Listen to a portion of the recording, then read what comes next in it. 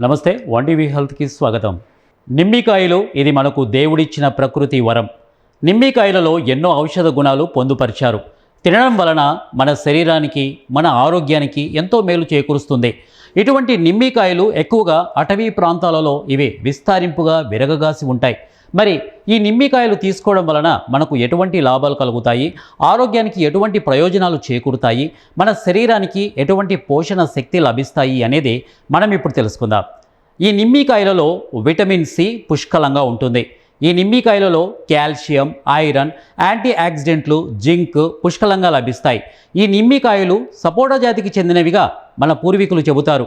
ఇవి అడవులలో మాత్రమే లభిస్తాయి కాబట్టి ఇవి ఎక్కువగా మన గ్రామాలలో ఉన్నటువంటి ప్రజలు విరివిగా వాడతారు.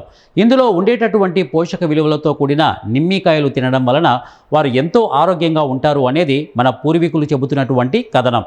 ఇది ఆహారం తీసుకోవడం వలన మనలో రోగ నిరోధక శక్తి కూడా పెరుగుతుంది.